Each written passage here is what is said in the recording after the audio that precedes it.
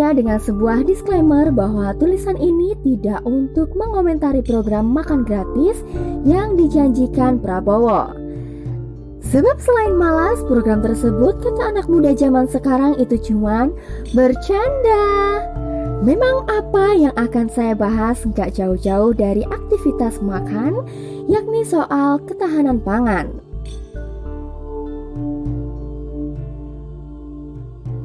Beberapa hari lalu sebuah berita mampir di beranda YouTube saya. Judulnya agak keterlaluan. Indonesia kiamat beras. Wacana itu mengemuka setelah India mengeluarkan kebijakan menghentikan ekspor beras non-basmati atau beras yang biasa kita konsumsi sehari-hari. Keputusan ini diberlakukan setelah negara itu mengalami gagal panen besar-besaran ditambah ancaman El Nino sehingga mereka mengantisipasi dengan menyetop pengiriman beras ke negara lain. Kita tahu India adalah eksportir beras terbesar dunia. Kebijakan stop beras itu pun membuat sejumlah negara panik, terutama di Amerika dan Kanada. Warga di sana membeli beras besar-besaran untuk disimpan karena dihantui krisis. Jangan salah, pada 2022 lalu impor beras Indonesia dari negara tersebut juga mencapai 178.000 ton. Dari situasi itulah saya mencoba menggali keseriusan kandidat capres kita, terutama Ganjar dan Prabowo dalam memandang persoalan tersebut.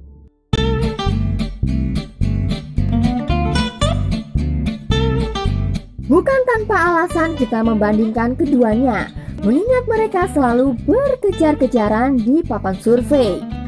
Jadi rasanya perlu untuk kita tengok sejauh mana gagasan ataupun rekam jejak keduanya dalam urusan kemandirian pangan. Sebagai Menteri Pertahanan, Prabowo sebenarnya punya peluang bagus untuk membuktikan kemampuannya. Dia diberi mandat untuk mengelola food estate di Kalimantan Tengah, langkah konkret pemerintah dalam mengantisipasi krisis pangan global sekaligus menciptakan kemandirian pangan. Namun rupanya Prabowo tampak main-main menggunakan kesempatan itu, sebab kita justru disodori fakta kegagalan yang bertubi-tubi. BBC Indonesia mencatat, perkebunan singkong seluas 600 hektar di Kalteng mangkrak dan 17.000 sawah baru tak kunjung panen. Bahkan yang lebih miris, karena food estate itu, masyarakat Dayak di Desa Tewai Baru, Kabupaten Gunung Mas, kehilangan mata pencaharian hingga satu persatu mulai meninggalkan kampung halaman. Proyek food estate atau lumbung pangan di Kalteng dijalankan PT Agrinas, sebuah perusahaan yang 99% sahamnya milik Yayasan Kementerian Pertahanan. Laporan Tempo menyebutkan para elit Partai Gerindra menduduki posisi strategis di perusahaan itu. Beberapa staf di PT Agrinas juga adalah pegawai di Kementerian Pertahanan. Sementara posisi komisaris diisi para purnawirawan TNI yang juga anggota tim kampanye Prabowo pada 2019. Sangat wajar jika kemudian masyarakat bertanya, jangan-jangan kegagalan itu terjadi karena Prabowo lebih mementingkan bisnis demi keuntungan pribadi dan kroni-kroninya daripada tujuan utama kemakmuran rakyat. Masa bodoh rakyat, masa bodoh petani, sebab yang terpenting apapun peluang harus dilihat dari kacamata bisnis. Jika caranya seperti ini, sampai matahari terbit dari barat pun, kita bakal terus mengandalkan negara lain untuk sekedar urusan pangan. Sangat kontras jika kita bandingkan dengan Ganjar. Saat jadi gubernur, Ganjar tegas menolak beras impor masuk ke Jateng. Ganjar melihatnya sederhana, kebijakan impor beras membuat harga panen di kalangan petani jatuh. Sebaliknya, Ganjar terus mendorong produktivitas pertanian padi melimpah hasilnya. Dia bangun 1.000 lebih embung untuk pertanian. Para petani yang tadinya hanya bisa 2 kali panen, sekarang jadi 3 kali.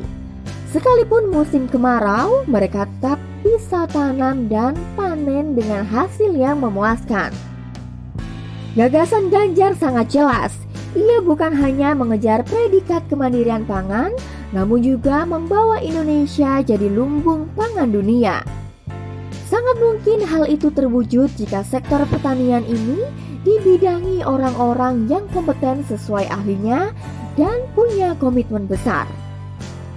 Bukankah tanah kita terkenal gemah ripah loh jinawi?